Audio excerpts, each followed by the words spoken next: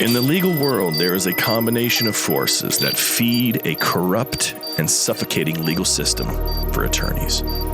Law schools, law professionals, judges, and even the firms themselves for whom you work create a system, a matrix, if you will, that is nothing like what you thought when you passed the bar exam. The purpose of this podcast is to help you escape this legal matrix, leading you out of the proverbial desert to be free of the bondage of the matrix. Hosted by Bryce D. Nyer, attorney at law with over 30 years experience in the trenches of civil and criminal litigation at the state, federal, and international levels. He's a highly accomplished and resourceful legal professional, a true master of his craft, and he's here to help you get your life back. Here's your host, Bryce D. Nyer. All right. This is Bryce D. Nyer coming at you live from Fayetteville, North Carolina, home of Fort Bragg. That's right, for another episode of Escape the Legal Matrix. That's right. And guess what, folks? We're going to talk about a great subject tonight, something I think that you will enjoy. And, these podcasts are designed for you law students, you lawyers, or those thinking of going into law, whether you're in high school or college. In fact, anybody can listen to them. But the main target here is for those of you who are brand new to this game, this legal matrix, on how not to destroy your life and things that you really need to think about. Coming from my perspective, with decades of experience, the good, the bad, and the ugly. All right, so what are we going to talk about tonight? Well, let me tell you, law students, you lawyers, you high school students, college students thinking about getting in this impossible game, going to war with the legal matrix. We're going to talk about what are you afraid of? Seriously, what are you afraid of? Because let me tell you, the world right now, it's in chaos. I mean, it's just in a calamity. It's in a collapse, a free fall. So there's so much fear that's out there. There is.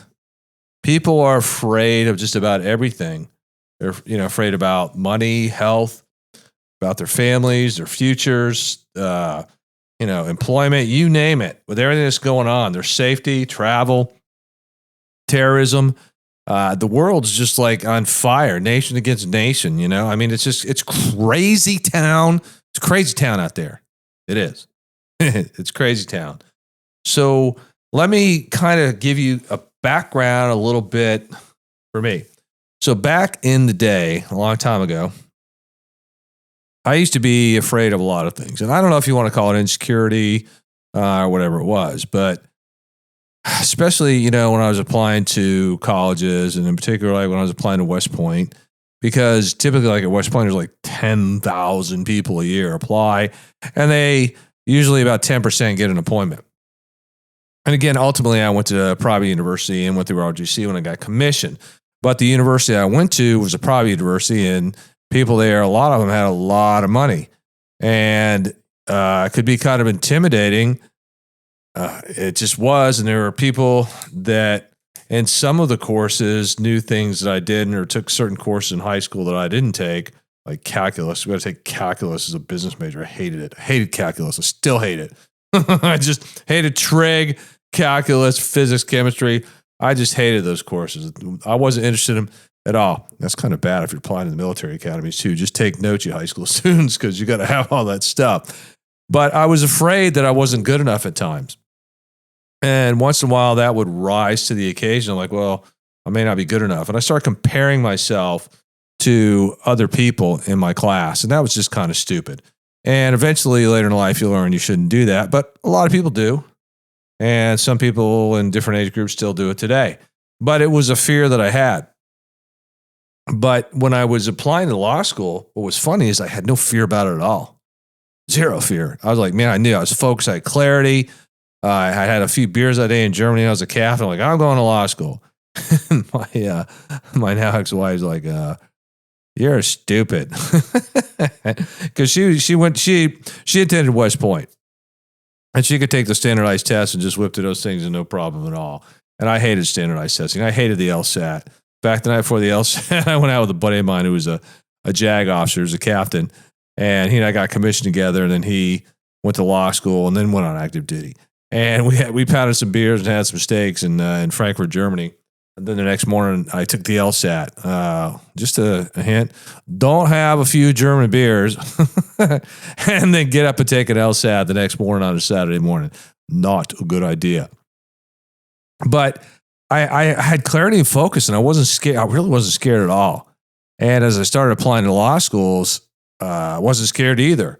When I got to law school, and I started actually in a summer performance-based program fighting for the last 25 seats, I wasn't scared then. But when I got to my first year after the first semester and all the grades started coming out, I started ranking everybody, I started getting a little insecurity and fear. I'm like, man, I feel stupid. But the reality was, you know what? Here's the deal even in law school. It really doesn't matter what your grades are. All that matters is you graduate. And if you're going to be a licensed attorney, you pass the bar. That's it. And the bar exam, I really didn't have any fear. I was single at the time or divorced. I'd already just gotten divorced, 2 years earlier. And I was single. I was free. I didn't have any responsibility. I was working out. I was in great shape. I was focused. And the only fear I had was, well, what if I do fail the bar exam and I got to retake it? What the hell am I going to do for 6 months? Because at the time, and I still think today, they offer the bar exam in July and then February, twice a year. And I was like, man, if I don't pass this thing, this is going to suck. Because, I'm interviewing and, jobs would be contingent upon me passing the bar. So as I went through life, there were times when I really felt insecure at times about myself, and I had certain fears.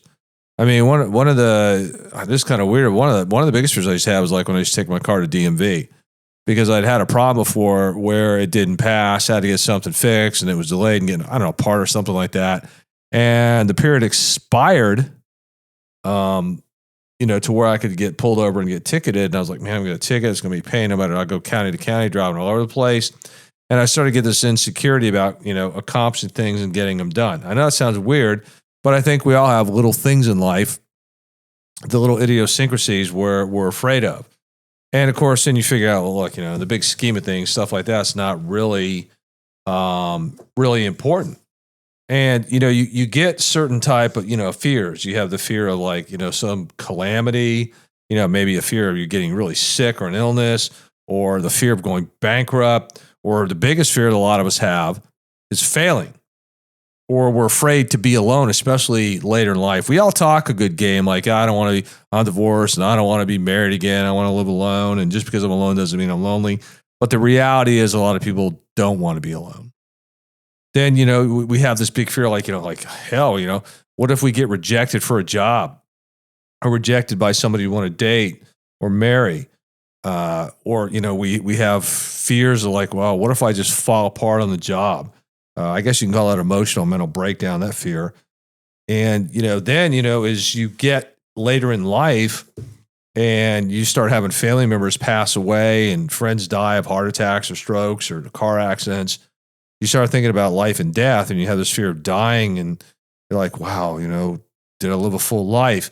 And depending upon your religious background, depending on, what your beliefs are, at least in, Judaism and, Christianity, there's, the fear of God, the final judgment. So we all live with some sort of fear every day, and it's hard not to. I mean, it's really hard not to. I know in Christianity, Jesus talks about, why are you worrying? I mean, the birds don't worry, they don't worry. If you had faith, I mean, you got to stop worrying. You got to put it in my hands. And that's a great act of faith. That's what, part of Christianity is about. When you talk about Jesus, the belief in Jesus and having faith, to move forward despite the fears. And, the Bible is just filled with people that murdered, committed adultery, were thieves, broke all the 10 commandments, but found redemption. And a lot of them had to overcome their fears and to have courage, just like Moses, just like Saul, who became Paul, the apostles. I mean, so many people in the Old New Testament had to overcome fear. There have been people in wars, World War I, World War II, the Civil War wars throughout, man's creation, that have risen to the top and even given their lives, overcoming the fear of death, overcoming the fear of being wounded and hurt, or people that have, been really emotionally hurt in divorce or breaking up in a relationship, whether they're dating or engaged, and not wanting to be vulnerable. And here's what I've learned in life from my experience. The only way to deal with fear is to face it head on. I know that sounds simple to do, and it's not. It's not. In fact, even right now, I've got a certain situation going on in my life, and it just makes my head want to explode. And there's some fear in it because I have to face, the numbers. I have to, face certain things like, numbers don't lie. And you've got to face these things. And I was like, man, I started, getting a little bit of anxiety, getting a little bit upset. There was some good news on one side, but then there's a downside to it. And you start getting these stories in your head when you live in fear. And if you're not careful, this fear will paralyze you. Okay, it will. So you got to ask yourself, what is it you're afraid of? Especially your law students. What are you afraid of right now? Is it your academic standing? Is it getting a job? Do you feel like you won't pass the bar? And if you can identify the things you're afraid of, what actions are you taking right now to fight the fear, to overcome the fear? Because it's some days you're just alone, and people can't necessarily fix every problem for you. Now, when we talk about that, of course, like if you've got a medical condition and you've got a doctor that can cure it or operate or do what they need to do, yeah, then you've got somebody helping you out that's a professional. Or maybe the fear of your car breaking down and you take it into somebody like, look, man, I know what it is. I can square it away. Won't be a problem. We just need the car for 2 days. We'll have you back to square one. Or, you might have a terminal disease and some you can't come back from. I mean, you're just not going to, people aren't going to make it. And they have a fear, they have a fear of death. What's beyond death? Again, depending upon their beliefs. So, we all have fears. It's normal. The issue is, are you paralyzed by it, or does it act as a fuel to make you take action? And I know, for example, I'll give a perfect example. Like I just couldn't sleep last night. I could not sleep. I had this particular issue on my mind. It just wouldn't go away. It was stressing me the hell out. And I sat there and I was trying to listen to sleep music, meditation, de-stress music, put it up on my bed, and I kept tossing, kept turning. And of course, then my dog wanted to go out because he's like, oh, it's time to play. You're up, I'm up. And I'm like, it's like 1, 2 in the morning. I'm like, oh, hell, now I'm up. He's out in the back. He's by the pool outside. He won't come in. And I'm like, now I'm fully awake. So I'm like, okay, I still have this anxiety that's building up inside me. So I said, what I'm going to do? I'm going to go work out. So my club membership, fitness club, is, it's open 24/7. So I'm like, the hell with this. I can't sleep. I might as well do something productive. I went in and worked out for about, a good hour, good intense workout, came back, chilled out, took a shower, listened to some music, and kind of calmed down. And then, of course, the chaotic day began. And, well, you had to deal with the daily problems when you open, own, operate, and lead your own business, or here, your own law firm. So it still goes back to identifying in the domains of body, of being a balance in business. What are you afraid of? And once you identify what you're afraid of, what are you going to do about it? What actions are you going to take? And I know for me that if I don't take action, it will fester, it will build, and I won't be able to focus. I won't be able to concentrate. And I have to deal with it. I just can't let it grow. Because as one of my battalion commanders told me when I was a young Army officer, he looked at me and he said, bad news does not get better with time. And what that means is when you identify a problem, if you ignore it, it's only going to get worse. You can't ignore a problem. You just can't. If you know there's a problem and you duck your head in the sand, it's only going to get worse. And so then your fears are going to come true. They're going to come true. Now, a lot of people, you can read self-help books, whatever. I don't know. There's different things for different people. I have found for me, the reality is, unless somebody was giving me money or giving me a ride, if my car was broken down or something logistically that you could measure, okay, a measurable, that the reality is a lot of times I didn't have anybody. I had to just sit there and look at God and go, look, I can't deal with this. I just can't deal with this shit today. I can't deal with it. It's stressing me out. It's overwhelming. And, I'm just going to submit, and I just need you to be with me in this. And yeah, I caused the problem. And it's my fault, and I'm accountable and I'm responsible. And, you got to seek redemption, repentance, and all. You do. I don't care what people tell you, you do. Because right now in the world today, people sense there's a disturbance in this force, a disturbance in their souls. You can feel it. You know. I'm talking to you all right now, as if you were sitting across this table from me here in my office. That there's something that's brewing. There's a storm coming. You know it. You can feel it. I see it in everybody's eyes when I talk to people. I can feel it, that they feel it.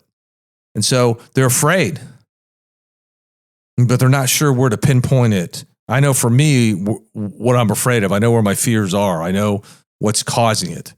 And so I have to take action. So the key thing is you don't want to let it fester. You law students, you young lawyers, even the older lawyers have been out there a while, but especially you law students and young lawyers. I mean, you're at the very beginning of your life, the very beginning. If you let the legal matrix, dwell within you with fear, you're going to be the walking dead. You don't want to do that. So you have to take the steps, whether it's working out, whether it's praying, whether it's journaling, whatever it is, you've got to take steps every day, just like I do. I mean, just because I've been in the business, of law for all this time doesn't mean I'm exempt. I mean, even Jesus wasn't exempt when he came down in human form. He wasn't. He felt pain, physical pain, emotional pain. He had problems. Everybody has problems. The issue is, how do we deal with them? Even rich people have problems. They do. They're just human beings. They just have more zeros, in their checking account behind the numbers. It's just like Steve Jobs. Okay, he was a billionaire, Apple, and he still died of, I think it was pancreatic cancer. You have rich people, they're not going to leave this planet alive. Nobody's going to leave this planet alive. And they have worries. It's just different worries. It's just different. But they could go through the divorce. They have fears. They die. They get diseases. They have deaths in their family. Nobody escapes the pits of life. Everybody, no matter how rich, no matter what position you hold, king, queen, president, prime minister, whatever it is, we're all human beings. It all goes back to creation. So ask yourself the better question, everybody, law students, lawyers. Ask yourself, what are you afraid of? Look at yourself and go, what am I afraid of? Write it down. I mean, really do it. I'm doing it. I'm not telling you to do something I don't do myself. And once you write it down, then what is your action plan? What steps are you going to take? And some days you're not going to want to. Some days it's going to be very difficult. It's going to be very hard. And you're just not going to want to deal with it. I get it. I do. All right. Well, this has been another great episode of Escape the Legal Matrix with yours truly, Bryce D. Nyer, coming at you live from Fayetteville, North Carolina, home of Fort Bragg, where every day men and women do what? They don the uniform and they go wage war against the enemies that would seek to take away the very freedoms that we so often take for granted and have us live in what? Have us live in fear. But that's not what we're going to do. So until the next episode of Escape the Legal Matrix, this is Bryce Dyer signing off, and I am out of here.